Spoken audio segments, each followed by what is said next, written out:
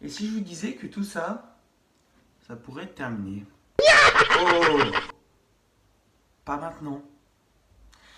C'est sûr que quand on pense transport, on pense pas forcément écologie en premier lieu. Pourtant, c'est une directive que beaucoup d'entreprises semblent vouloir prendre pour promouvoir un avenir plus propre.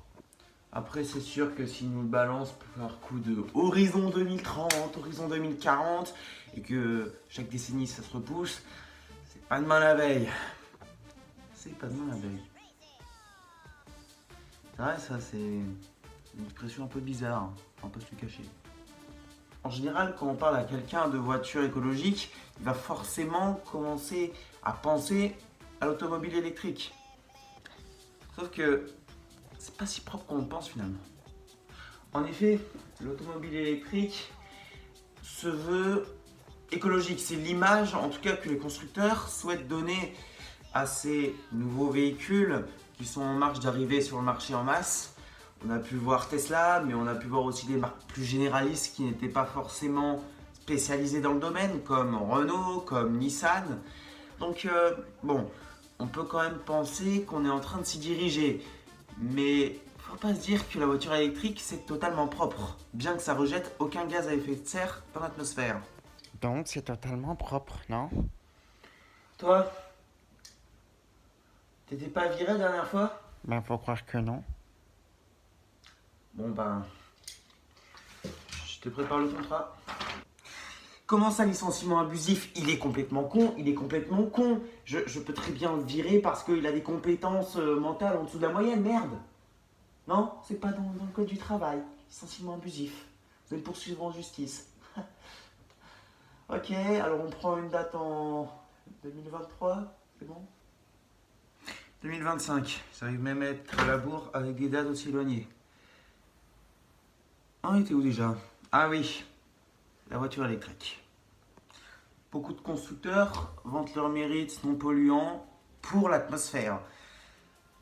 Mais en France, qu'est-ce qui représente plus de 70% de l'énergie produite? Ouais, le nucléaire. Donc en gros, on roule à 80% avec des voitures nucléaires et à 15% avec des voitures vraiment totalement propres.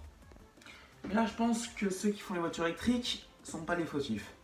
Ils font un pas en avant. Mais je pense que le gouvernement, voire tous les gouvernements du monde, hein, je prends l'exemple de la France, doivent aussi faire un pas en avant pour essayer de produire plus proprement. C'est-à-dire d'éviter le nucléaire qui laisse des déchets nucléaires qui restent enfouis sous terre pendant des millions d'années, alors que l'homme n'est même pas sur Terre depuis des millions d'années. C'est pour vous dire l'ampleur des dégâts. Et pourra pas se tourner uniquement vers les énergies renouvelables. Donc oui, horizon, encore une fois, 2040. Horizon, hein, faut peut-être donner une date précise et peut-être un peu plus proche, se bouger le cul et financer les recherches pour qu'on évite d'avoir un sol pollué d'ici 10 ans. Oui, parce que pour le moment, le sol, on n'y prête pas trop attention, mais ça va être très très vite un gros problème. L'air, ça va moins être un problème, mais le sol, on n'y pense pas assez. Et puis ça risque même d'être encore plus grave, puisque ça restera enfoui encore plus longtemps. Mais le jour où tous les gouvernements du monde, dans la plus belle des utopies, évidemment, auront trouvé le moyen de produire leur électricité proprement, sans rejeter le moindre déchet, et qu'on fera ces voitures électriques, on pourra dire qu'elles seront véritablement propres. Quand j'ai dit qu'elles rejetaient aucun gaz à effet de serre dans l'atmosphère, c'était le cas en France. Mais on ne pense pas aux pays voisins, hein. Je pense par exemple à l'Allemagne, ou alors on peut aussi penser aux États-Unis. C'est moins voisin, mais c'est le même cas d'école. Puisque là, on parle de centrales à charbon qui polluent l'atmosphère encore plus que les moteurs thermiques. Donc au final, ça ne sert à rien de faire des voitures électriques dans ces pays-là. C'est peut-être intéressant en France, mais très sincèrement, si vous êtes allemand ou américain, ça ne sert absolument à rien d'acheter ce genre de voiture électrique. Elon Musk est un Américain. Il a pensé à l'avenir en faisant ces véhicules, mais ils sont peut-être trop en avance sur leur temps, puisqu'ils polluent tout autant que n'importe quelle voiture thermique là-bas. Donc au final, avoir une Tesla, c'est plus une marque de voiture qui doit forcément accélérer très très fort, puisque oui, c'est un petit peu aussi l'une des réputations de la marque, plus qu'une voiture non polluante. Bien que si les États-Unis se mettent à produire écologiquement de l'électricité. C'est pas Donald? Ça risque d'être compliqué, je sais. Là, ça pourrait être intéressant, elle. Vous pensez que la production électrique était le seul problème? Ça, c'est se faciliter la vie. Oui, parce qu'on a tendance à le nier, mais l'électricité, elle est stockée où? Dans des batteries. Dans des batteries au lithium. Lithium qui est donc un produit relativement dangereux. Et s'il y a des problèmes avec ces batteries, ça risque d'être assez problématique. Rien que le fait de prélever le matériau, que c'est un minerai, déjà, c'est quand même assez polluant. Donc imaginez en plus s'il y a des explosions de batteries avec des problèmes, ça risque de polluer sévère. Donc il y aurait aussi un effort encore à faire de la part des constructeurs pour essayer de faire des batteries, par exemple des batteries au sel, qui permettraient d'être éco-responsables dans leur conception. Puis aussi pour faire une voiture 100% écologique, il faut des matériaux 100% écologiques. Donc le lithium, mais aussi tous les métaux que compose la voiture. Il faut que tous ces métaux aient été extraits avec des machines respectueuses dans l'environnement. Et ça, c'est pas évident. Et une voiture 100% écologique, à l'heure actuelle, ça me semble totalement impossible. Vous savez que je suis quand même quelqu'un d'assez optimiste.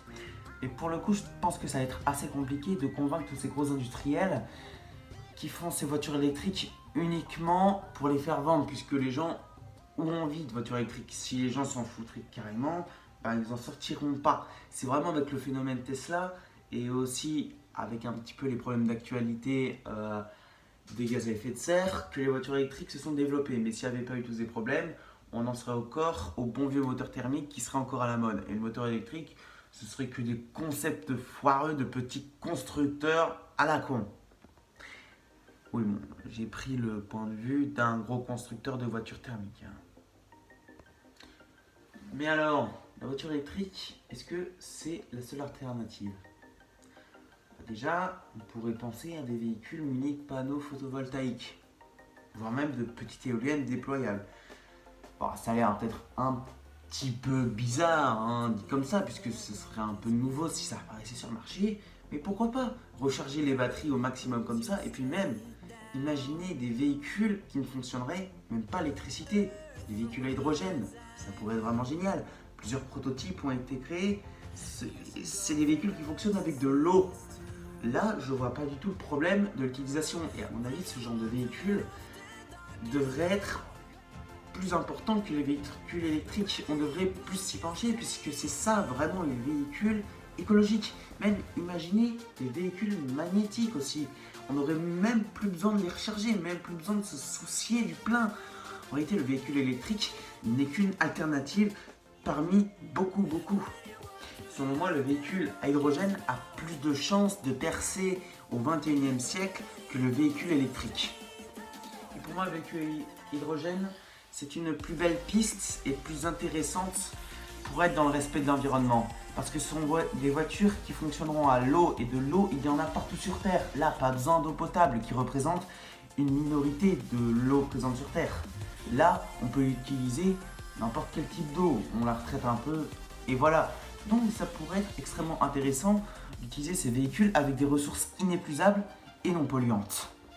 Et pour moi, le futur, c'est ça. C'est essayer de trouver des solutions avec ce qu'on a sous le nez et se creuser un minimum la tête pour faire des véhicules moins polluants et de répondre à tous les besoins possibles. Alors, ne pensez pas que l'électrique, c'est 100% écolo parce que c'est nouveau. Non, c'est pas le cas. Justement, une technologie nouvelle sera toujours un minimum polluante, même si elle semble indiquer le contraire. Mais pensez à toutes ces alternatives, que l'électrique, c'est pas le seul véhicule du futur.